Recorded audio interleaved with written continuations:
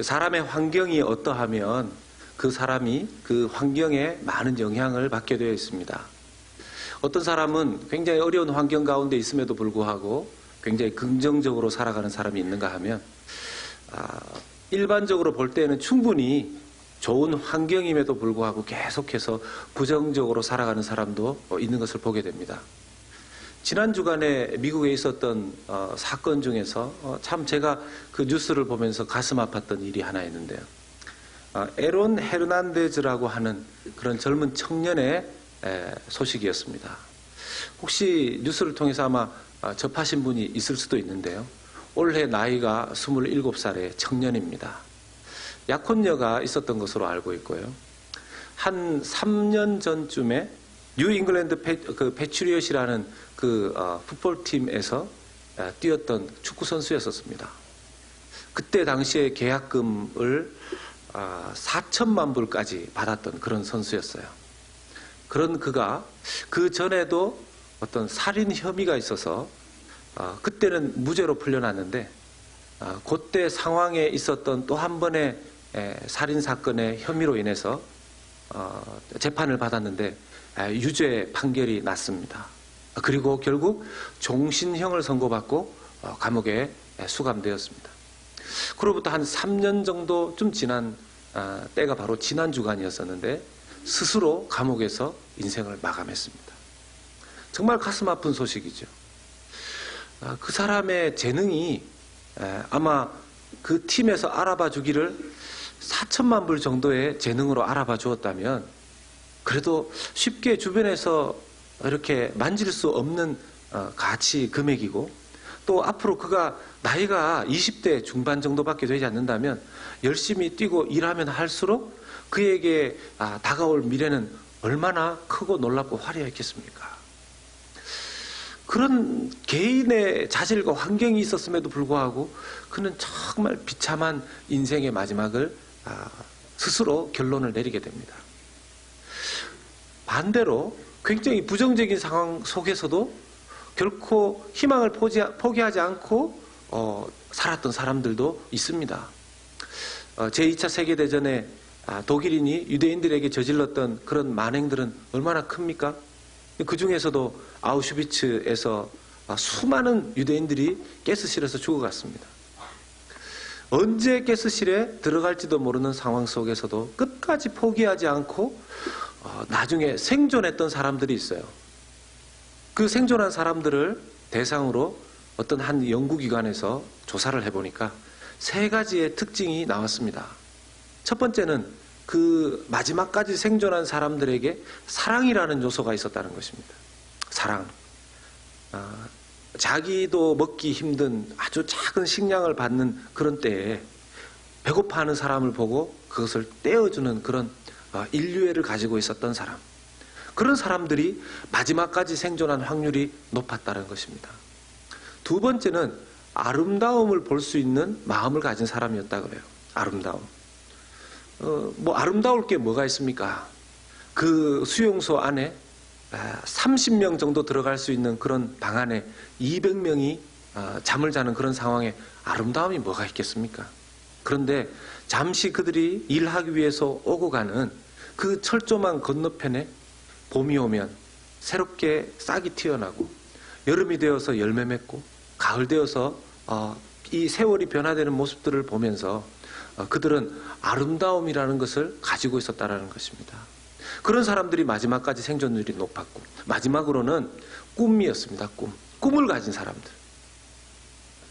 비록 수용소 안에 언제 죽을지 모르는 그런 상황 속에 있었지만 그 사람들 중에서 어떤 요리사는 마지막 생존했던 요리사는 자기가 여기에서 풀려나고 나면 베를린으로 돌아가서 그 베를린 거리에 빵집을 내고 자기가 만든 빵을 직접 팔아서 많은 손님들을 먹이겠다는 그런 꿈을 가졌던 사람.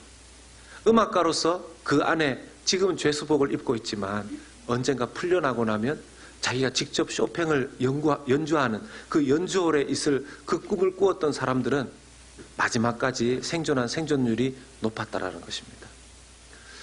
어떻게 보면 환경은 가장 열악했던 상황 속에 있었지만 그들의 마음만은 다른 사람들과 바른 그런 굉장히 적극적이고 긍정적인 마음의 눈을 가지고 있었던 사람들이라고 할 수 있죠. 사랑하는 여러분, 여러분들께서는 환경이 지금 어떤 환경 속에 계십니까? 건강이 좀 좋지 않고 또 신분의 상황이 좀 좋지 않을 수도 있고, 주재원으로 와서 한국에서의 상황이 계속해서 바뀜에 따라서 자기의 지금 이곳에서의 상황도 계속 영향을 받는 그런 분들도 계실 것입니다. 자녀들의 삶을 보면서 이것저것 걱정되는 분들도 계실 것입니다. 자기의 상황을 보면서 내 상황, 하나님 이 상황이 좀 좋아졌으면 좋겠는데, 변화되었으면 좋겠는데 참 변하지 않는 그런 모습들을 보면서 어떻게 해야 되는가, 굉장히 답답한 분들도 계실 수 있을 겁니다. 또 어떤 분들은 굉장히 좋은 환경 속에 있는 분들도 계실 겁니다. 그 좋은 환경이란 인간적으로 봤을 때, 주변의 사람들이 봤을 때는 누구누구 집사님, 장로님, 권사님 걱정할 게 없으시겠네요. 이런 분들도 계실 수 있죠. 그런데 아까도 말씀드렸지만 환경이 그 사람을 좌우하고 지배하는 것이 아니라 그 사람의 마음속에 가지고 있는 관점, 인간의 눈이 아닌 제3의 관점이 그 사람의 인생을 좌우하더라는 것입니다. 사람의 눈에 이 제3의 눈도 너무너무 중요하지만, 일단 1차적으로 자기의 몸 자체가 이 보이지 않는 환경 가운데 있으면, 앞을 볼 수 없는 환경 가운데 있으면 얼마나 힘들겠습니까? 오늘 말씀해 보면 여러분들 이 요한복음 9장의 말씀은 잘 아시는 말씀이죠.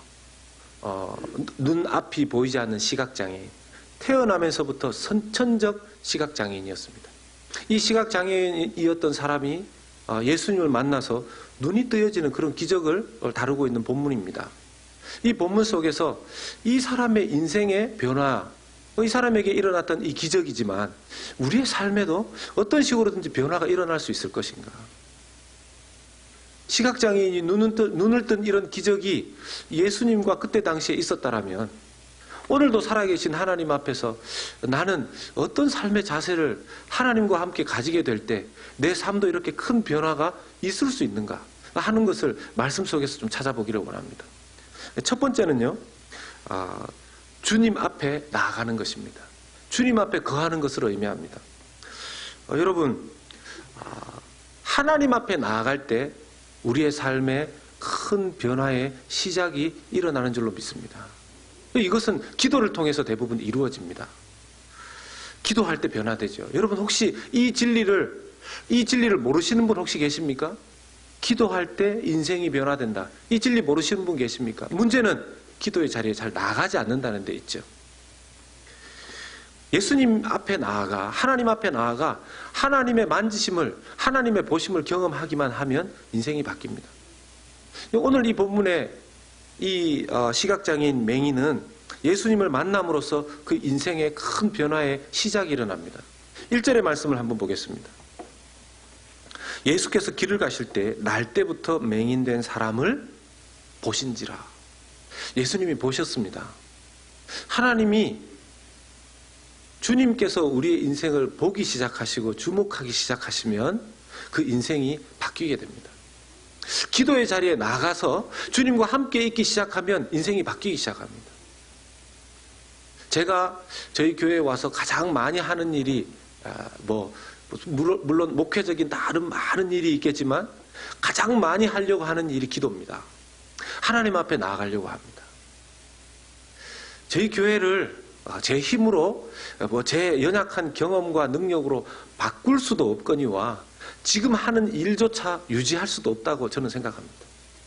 기껏 해봤자 제가 지금껏 다른 목회적 경험을 통해서 또 신학교에서 또 배움을 통해서 가지고 있는 일이 고작이겠죠. 여러분, 그 정도 일로 저는 가능하다고 생각하지 않습니다. 그래서 하나님 앞에 계속 나아가려고 합니다.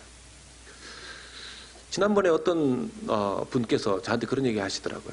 목사님 오시고 1년 반, 제가 이제 1년 반 조금 넘어가는 것 같은데요. 목사님 오시고 1년 반 동안 교회가 계속 뭔가가 바뀝니다. 제가 그 얘기를 이게 잘한다는 얘기인지 못한다는 얘기인지는 잘 모르겠어요. 근데 그 다음에 그분께서 이렇게 얘기하셨습니다. 목사님께서 기도를 많이 하고 계시니까 교회가 계속 바뀌는 것 같습니다. 저는 그래서 그 말씀을 하나님께서 일하신다 하는 뜻으로 받아들였습니다. 제가 이 교회를 바꿀 수 있습니까? 여러분 30년 된 교회도 제 동료 목사님 중에 30년 된 교회에 부임해서 가셨는데 전통교회 30년 된 전통교회를 어떻게 섬길지 너무너무 부담스러워하는 겁니다. 네, 여러분 제가 그 얘기 듣고 목사님 겨우 30년 된 교회 가시면서 뭘 그렇게 부담스러워요? 저는 50년 이제 올해 되면 51년쯤 저는 50년입니다. 50년. 그분이 그 다음부터 말씀을 안 하세요. 존경스럽습니다. 목사님.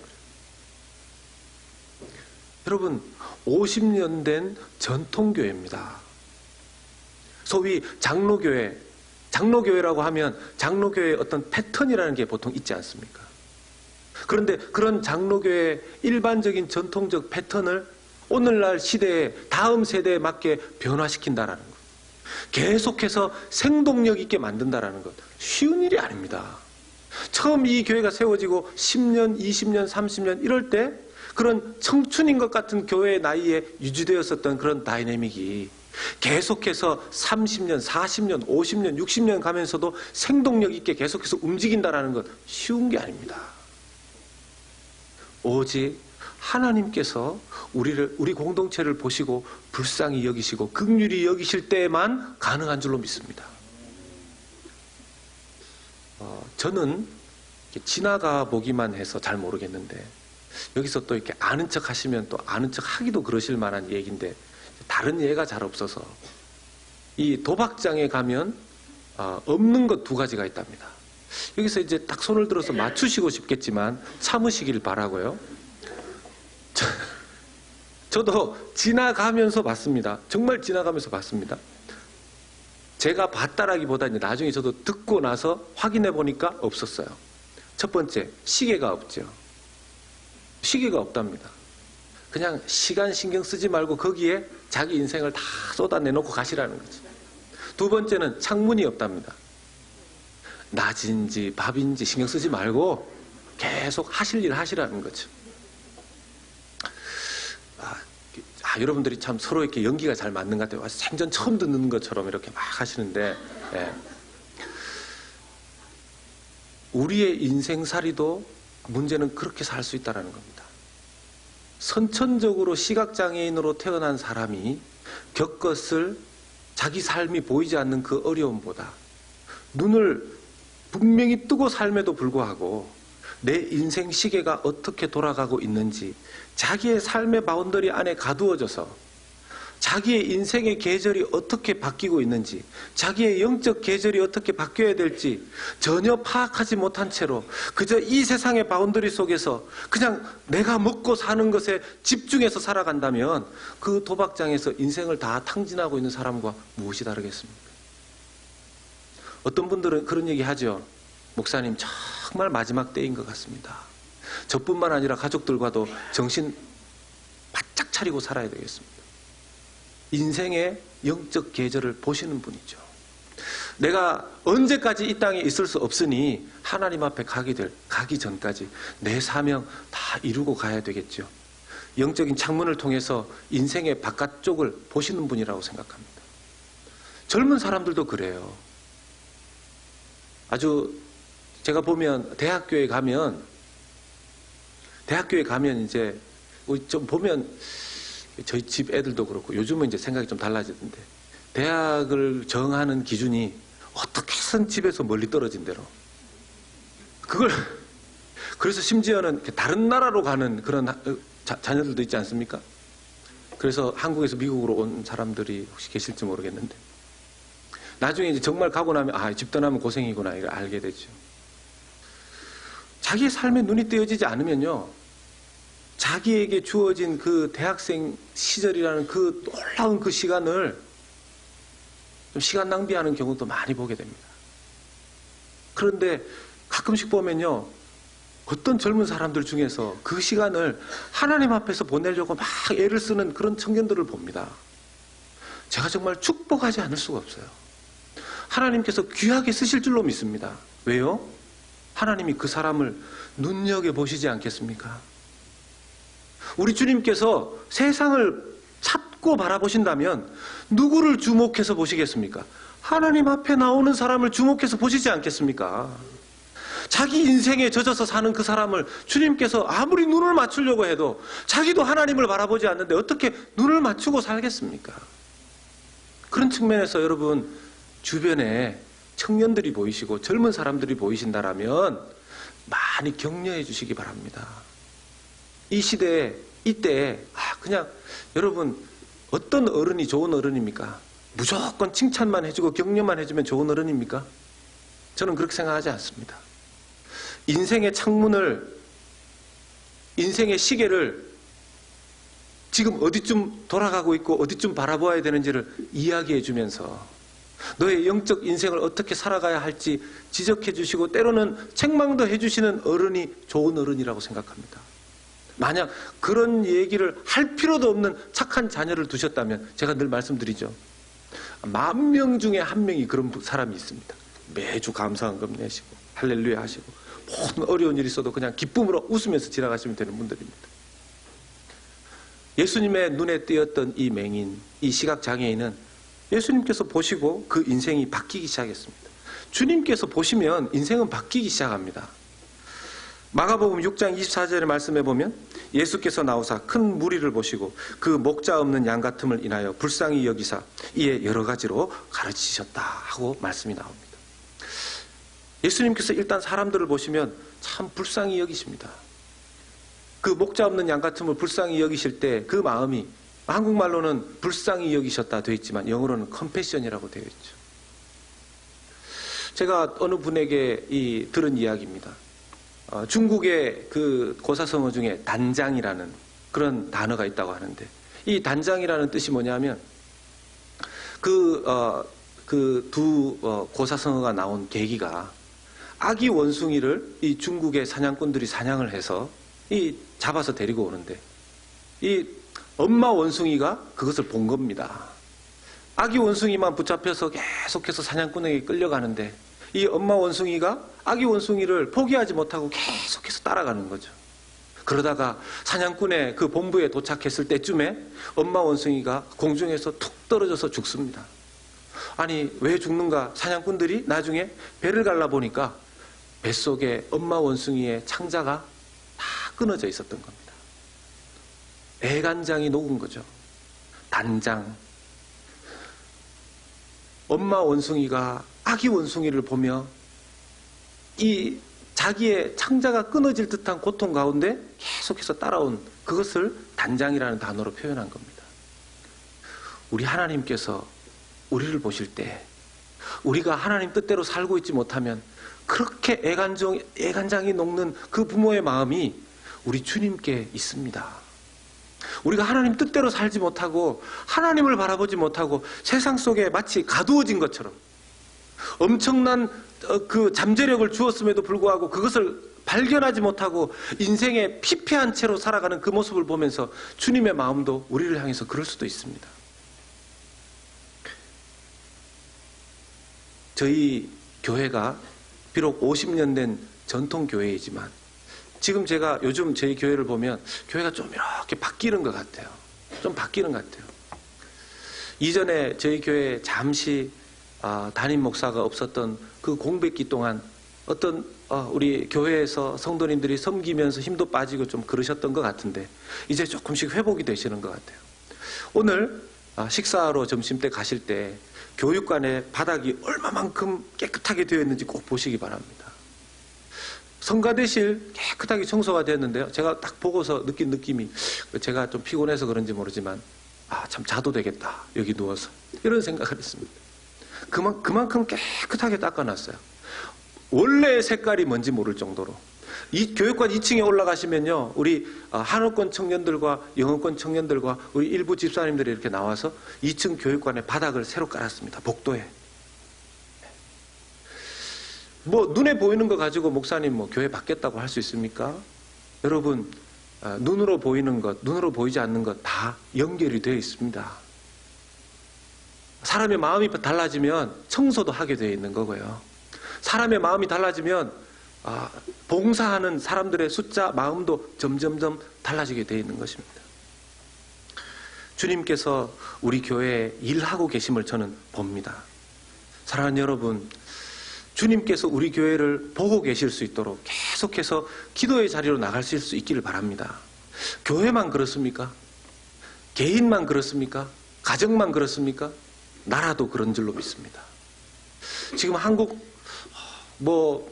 대통령의 임기를 얼마나 두지 않고 내려오지 않았습니까?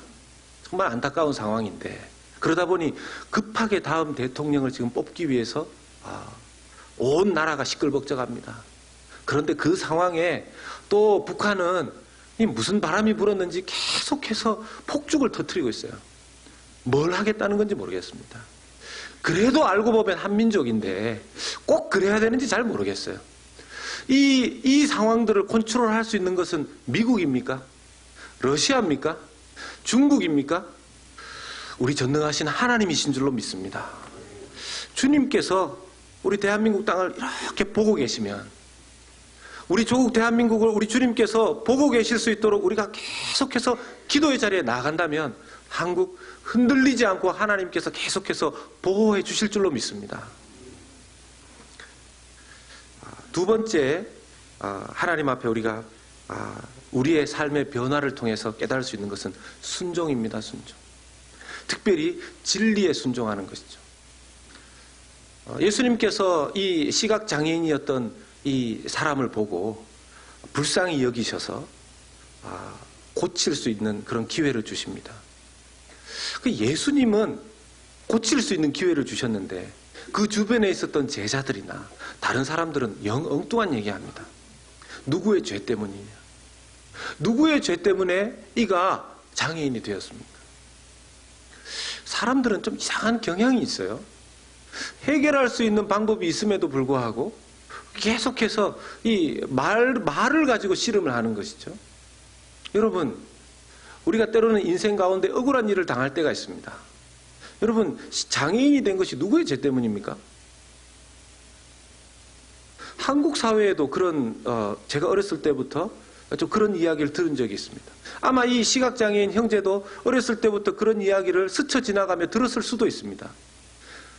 내가 어느 날 앞을 못 본다는 것을 인지하게 되었을 때 주변에서 들리는 얘기가 혀를 차고 지나가면서 누구 앞도 못 보고 그러는데 저 집에 무슨 죄가 많아서 저런 애가 태어났을까, 이런 얘기를 자기 귀로 들었을 수도 있습니다. 정말 슬픈 인생을 살았던 그런 사람일 것이에요.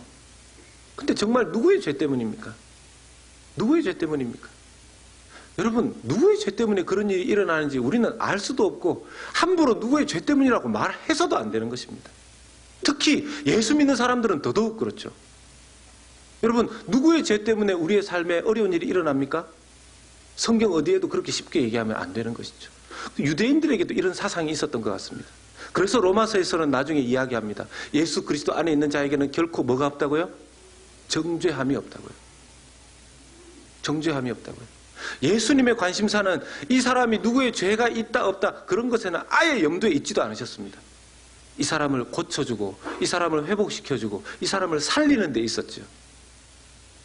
혹시라도 우리의 삶 가운데 억울한 일이 우리에게 다가올 때 여러분, 말싸움에 빠지시지 않기를 부탁드립니다. 우리의 삶 가운데 일어나는 어떤 억울한 일들을 가지고 말로 가지고 해결하고 풀어보려고 할 때 오히려 더 꼬이는 일들이 더 많습니다. 그 억울한 일을 주님께서 나를 통해서 보시면, 진리 가운데 주님께서 우리에게 지혜를 주시면 주님께서 그 어려운 문제들도 풀어가시는 줄로 믿으시기를 주님의 이름으로 축복합니다. 많은 경우에 사람들이 스스로 시시비비를 가려보려고 하다가 어려운 상황에 들어가는 때가 얼마나 많습니까? 순종하는 일을 통해서 많은 일들이 일어납니다.